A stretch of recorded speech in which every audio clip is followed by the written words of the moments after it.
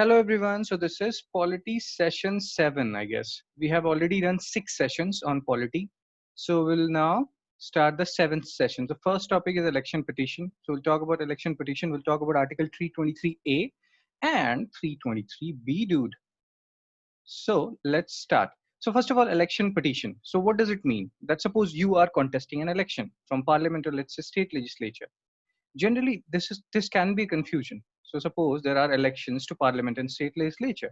So who will hear? If I have certain issues regarding my election and I felt that I contested as an MP, I wanted to be an MP, but I lost and I had certain issues, grievances. So where will I go? So the first court of appeal is High Court. First court of appeal is High Court. You can feel, sir, it is an election to parliament. So it should ideally be Supreme Court. No, that is not the case. That's why in these areas we can make mistakes and you have to be very attentive. Even all these grievances related to parliament or state legislature elections, first court of appeal is High Court. Appeals, first court of appeal is High Court, but appeals against these first judgment can be made in Supreme Court. So High Court hears these appeals, but or what you can say, High Court hears these grievances, let's say grievances, and whatever the verdict of High Court is, if you have certain what do you say, again, grievances regarding these verdicts of High Court, you can now go to Supreme Court. So Supreme Court is not the first court of appeal here in the case of election petition. Now Article 323B, they also provides for set. We will also see what is the difference between 323A as well as 323B. Right. So first of all, Article 323B, it also says that if you're not happy with High Court functioning regarding election petition, or it is not exactly saying that, I'm just making it up, please don't write it somewhere. It says that if you want, you can make, or who is it saying to? It is saying that, like I will tell you, you will understand. 323A, this said that only Parliament can make tribunals. Under provisions of 323A, only Parliament can make tribunals related to public service costs. Under 323B, both parliament and state legislatures can make tribunals. Both parliament and state legislature.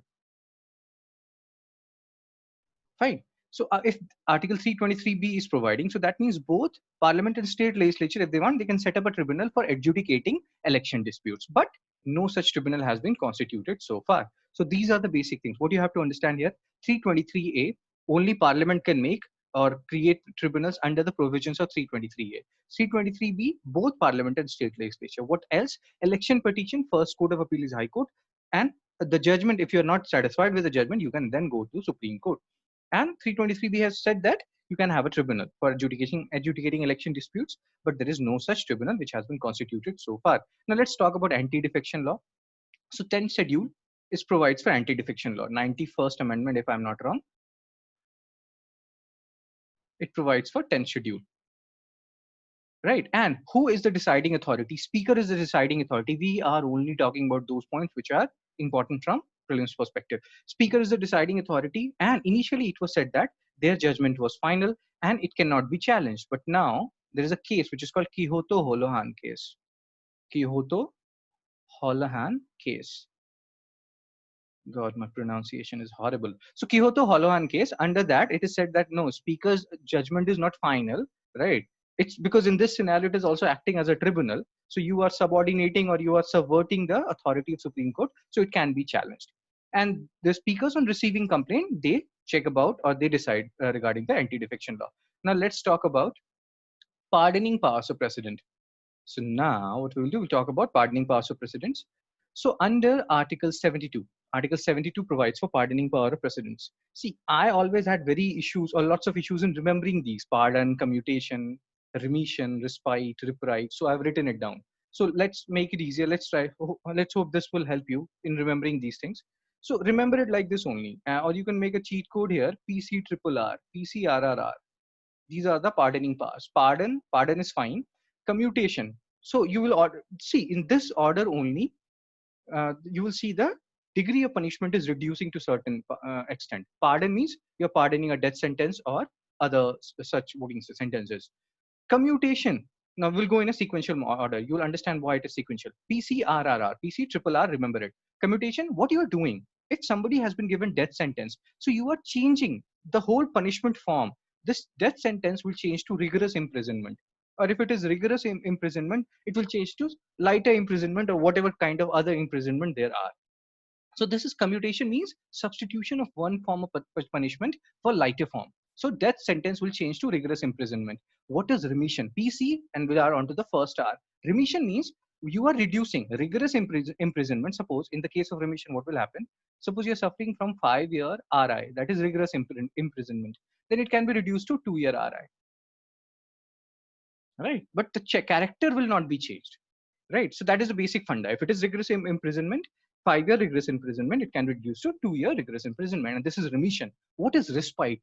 Respite means generally we feel like summer that I got respite because of the heavy rain today, or I got respite from heat because of the heavy rain today. I don't know how grammatically correct that is. So that means this is happening because of a special scenario. So this respite is also happening. You are awarded lesser sentence, maybe because you're pregnant, in the case you're a woman, or you are disabled, or such certain other scenarios. So it's a special scenario. Respite is a special circumstance. Just like in what is summer, what is rainfall or hailstorm is a special scenario. Reprieve means temporary stay. So you have been reprieved today. You will not be given punishment today. So reprieve is temporary stay. So that is the basic funda. Pardon, commutation, remission, respite, and reprieve, dude. So these are the basic facts which you have to remember. In commutation, what we are doing, we are changing the form of punishment, death sentence to rigorous imprisonment. In the form of remission, we are reducing, but we are not changing the character. In respite, because of certain special scenarios, we are giving you, like pregnancy or disability, we are reducing the sentence. In reprieve, there is a temporary stay. Now let's see some one-liners. Which are important, like Article 124 and 217. They are providing, Article 124 and 217, they are providing for retirement age of judges. They are also providing for many other things. Apart from that, they're also providing for retirement ages of judges of Supreme Court and High Court. And there are various, counter arguments on it. And what is the retirement age? First of all, 65 years is for Supreme Court, and 65 is for Supreme Court, and 62 is for High Court. But they are saying that Indian judges are being retired too early, and then they go to different tribunals in a way, and like it is not good. Recently, we saw a former CJI becoming member of Rajya Sabha, which is a good precedent or bad precedent. It's for you people to decide. I don't know. I cannot comment. I love my life. So the thing is, Article 124 and 217, they provides for retirement age of judges of Supreme Court and High Court, 65 and 62. Let's talk about some more one-liner. Delimitation Commission. And again, here it is very important. Article 82, so it's a constitutional body. Remember it. They can ask it is a statutory body, executive body, or what. No, it is a constitutional body because it has been, the provisions have been given under Article 82. What else? Whatever decisions have been made by Delimitation Commission, they cannot be challenged. So this is very important. This looks very tricky or very stupid, but that is the case. They cannot be challenged. Minerva Mills case. We know about Minerva Mills. Okay, let's go back. So here they are also talking about balance between FR and DPSP. I'm just right now talking about the important one-liners, not more. And the important things we'll talk about later on also in the next session. But yes, whatever we have talked about, election petition, anti-defection, pardoning power, remember it, nota, none of the above option. So we all see that there's a none of the above option. And whenever we are very discontent with all the candidates who are contesting election, we use nota, but it doesn't make any difference. Even if you give 51% vote to nota, out of the remaining 49, whoever is getting highest, they will win. So it somewhat defeats the purpose. There should be a scenario that if nota is getting maximum, then in that case, nobody will be elected. So from which particular judgment, this can be asked, from which particular judgment it came into existence. So PUCL versus Union of India, which the judgment was passed in 2013. So from there, this whole judgment came regarding nota. What else, dude? So let's keep until here only, and we'll continue our discussion on various provisions and various other things. So yes, revise all these things, go through all these videos of polity and others. It will help you a lot, because this is right? 3-4 years of hard work. Nobody wants to make notes, man.